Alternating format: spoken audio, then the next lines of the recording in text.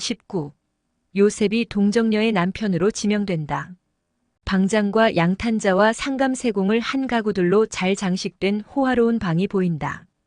거기에 사제들이 있고 그 가운데에는 즈가리야와 20세에서 50세 전후의 각 연령층의 많은 남자가 있는 것으로 보아 아직 성전에 딸린 방인 것 같다. 그들은 서로 조용히 말을 하고 있다.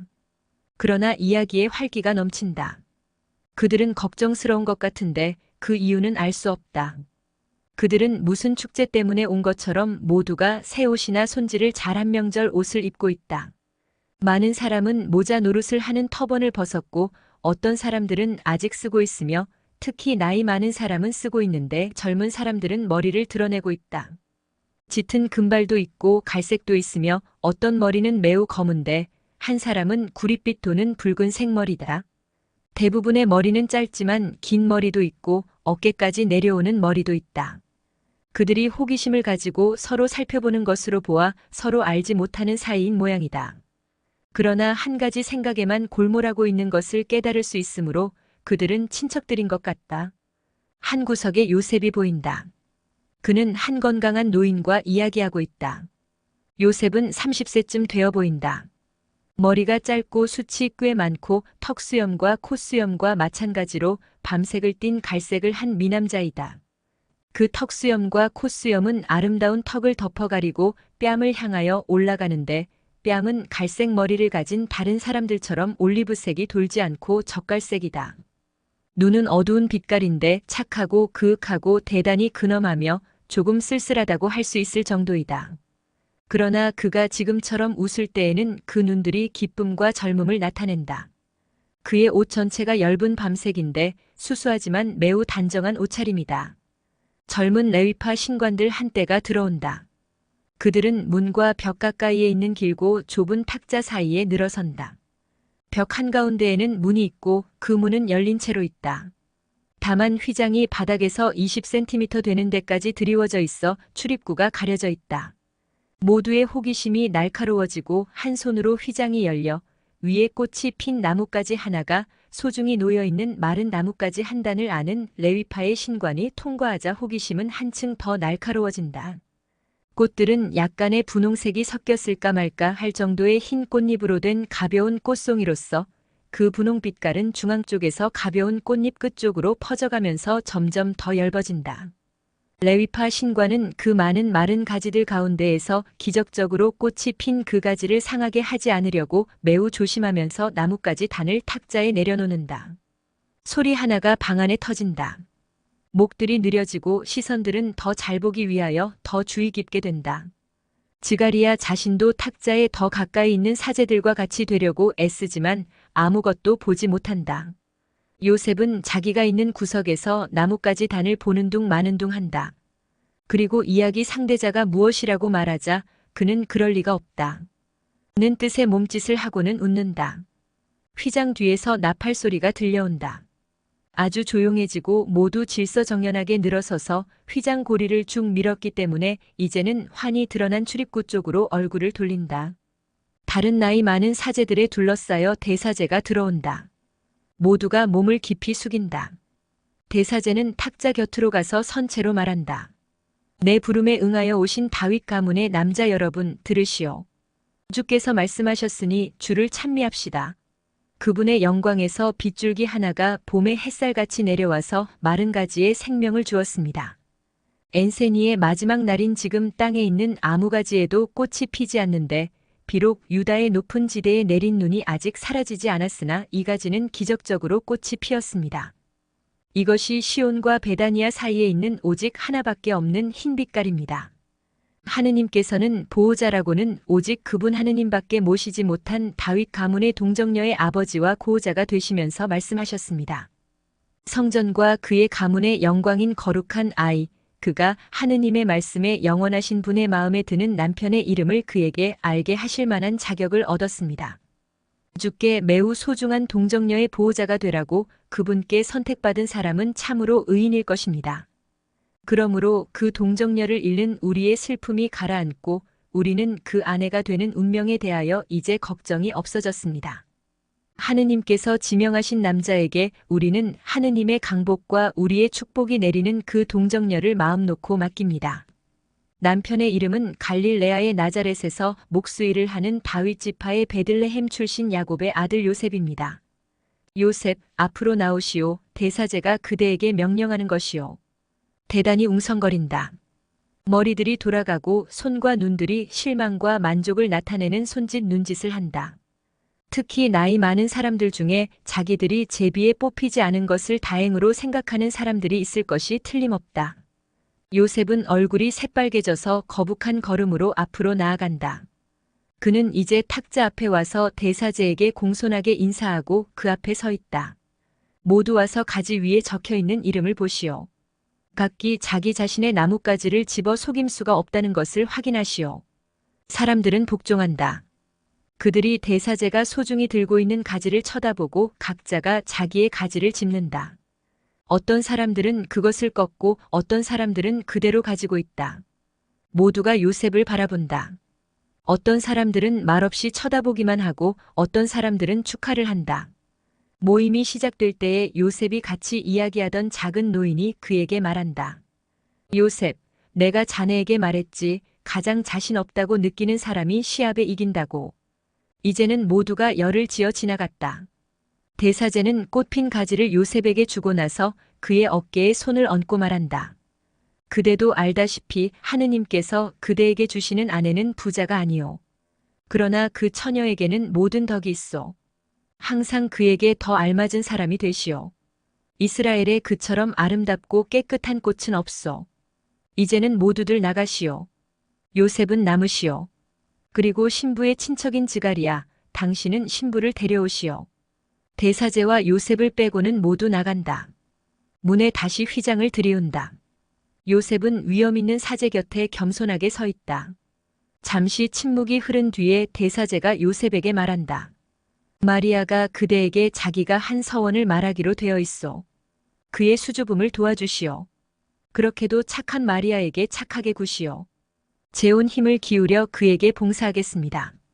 그리고 그를 위하여는 아무 희생도 짐스럽게 여겨지지 않을 것입니다. 그 점은 안심하십시오. 마리아가 즈가리야와 파누엘의 딸 안나와 같이 들어온다. 마리아야, 오너라 하고 대사제가 말한다. 여기 하느님께서 내게 정해주신 내 남편이 있다. 나자렛의 요셉이다. 그러니까 너는 내 고장 읍내로 돌아가게 된다. 이제 나는 너희들을 남겨둔다. 하느님께서 너희에게 강복하시고 주께서 너희들을 보호하시고 강복하시며 너희에게 당신의 얼굴을 보이시며 항상 너희를 불쌍히 여기시기를 바란다. 주께서 너희들에게로 얼굴을 돌리시고 너희에게 평화를 주시기 바란다. 즈가리야는 대사제를 모시고 나간다. 안나도 신랑과 서로 축복하고 나간다. 두 약혼자가 마주 서 있다. 마리아는 얼굴이 새빨개서 고개를 숙이고 있다. 요셉도 약간 얼굴을 붉히고 마리아를 살펴보며 무슨 말부터 시작해야 할지를 궁리한다. 마침내 그 말을 찾아내서 얼굴이 환해진다. 그는 이렇게 말한다. 마리아 잘 있었어요? 나는 마리아가 난 지 며칠밖에 안 되는 갓난 아기적에 보았소. 나는 당신 아버지의 친구였고 내게는 당신 어머니를 무척 사랑하던 내 아우 알페오의 작은 아들이 있어요. 알페오는 당신 어머니에게는 어린 친구였지요. 알페오는 지금 18살밖에 안 됐고 당신이 아직 나지 않았을 적에는 아주 어린 아이여서 그를 다정스럽게 사랑하시던 당신 어머니의 슬픔을 위로해드렸소. 당신은 아주 어릴 적에 여기 왔기 때문에 우리를 모르오.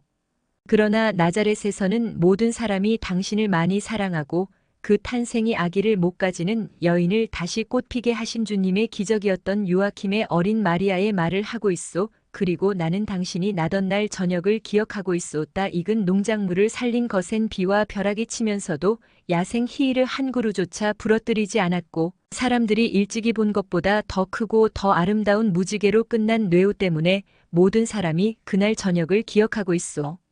그리고 또 누가 요아킴의 기쁨을 기억하지 않아요? 요아킴은 당신을 이웃 사람들에게 보이면서 흔들고 있었소. 당신이 하늘에서 온 꽃인 것처럼 당신을 감탄해서 보고 모든 사람에게 그의 감탄을 전해주는 것이었소. 그렇게도 아름답고 그렇게도 착하고 지극히 우아하고 지혜로운 말을 하던 그의 마리아 이야기를 하면서 세상을 떠난 행복한 늙은 아버지였소. 그분이 당신을 감탄하며 바라보고 당신보다 더 아름다운 여자가 없다고 말한 것은 옳은 말이었소. 그리고 또 당신 어머니는 당신 집이 있는 구석을 노래로 채우곤 했소. 당신을 가졌을 때와 당신에게 젖을 먹일 때에는 봄날의 종달새와 같았소. 내가 당신의 요람을 만들었소. 당신 어머니가 원하는 대로 장미꽃을 새겨서 장식한 작은 요람이었소. 어쩌면 그 요람이 닫혀있는 당신 집에 아직 있는지도 모르오. 마리아, 나는 나이가 많소. 당신이 났을 때 나는 목수일을 배우고 있었소.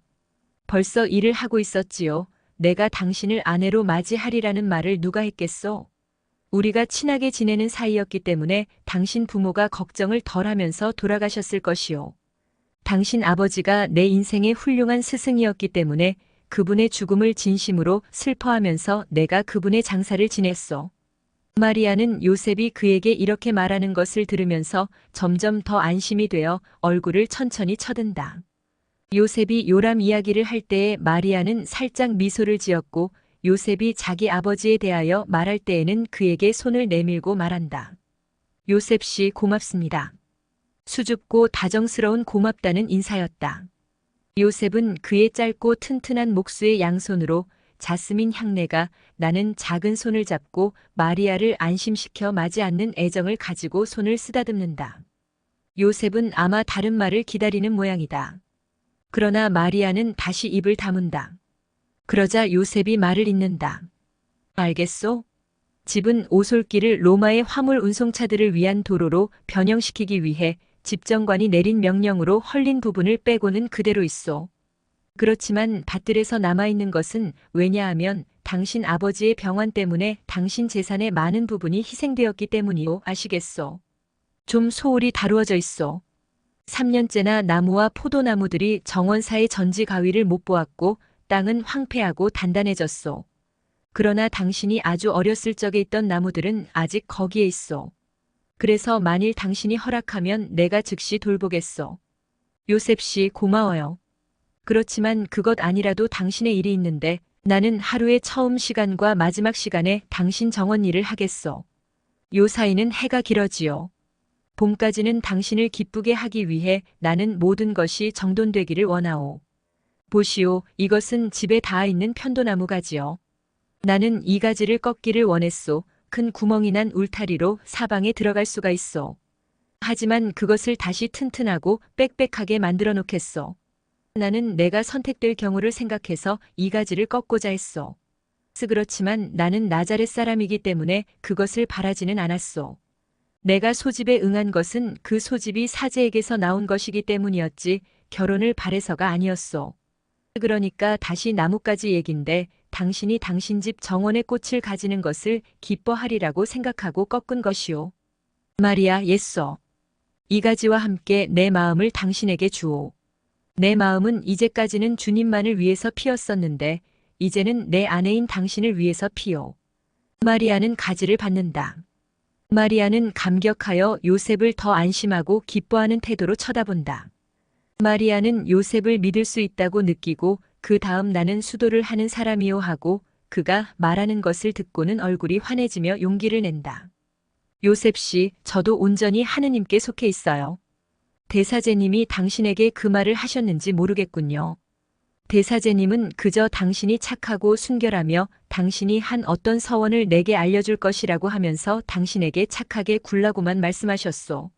마리아 말하시오. 당신의 요셉은 당신의 모든 소원에 당신이 행복하게 만들기를 원하오.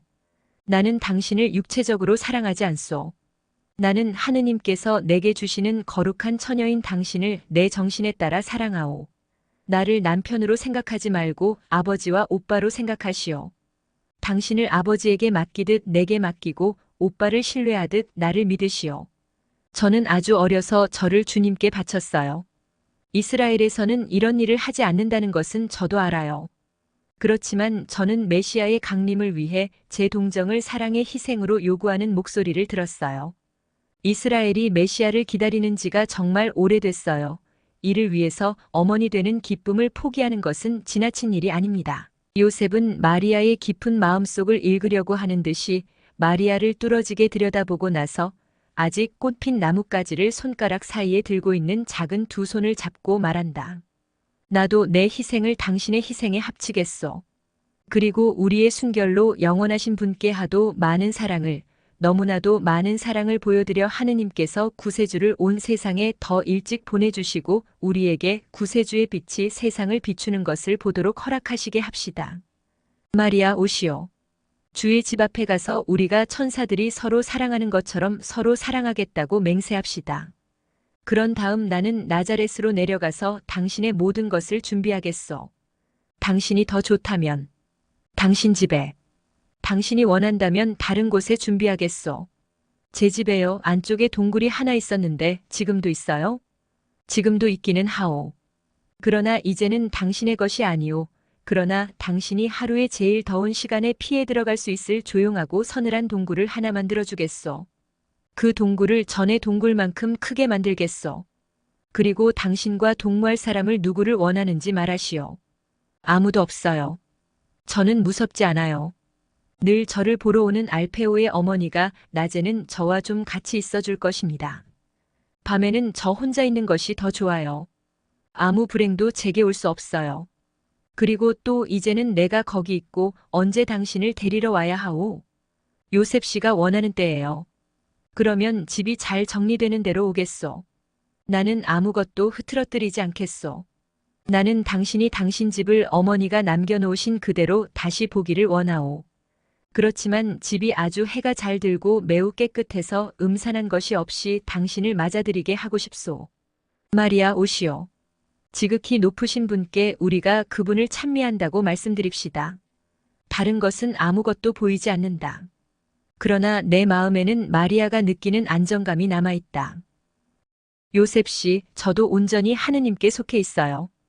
대사제님이 당신에게 그 말을 하셨는지 모르겠군요. 대사제님은 그저 당신이 착하고 순결하며 당신이 한 어떤 서원을 내게 알려줄 것이라고 하면서 당신에게 착하게 굴라고만 말씀하셨소. 마리아 말하시오.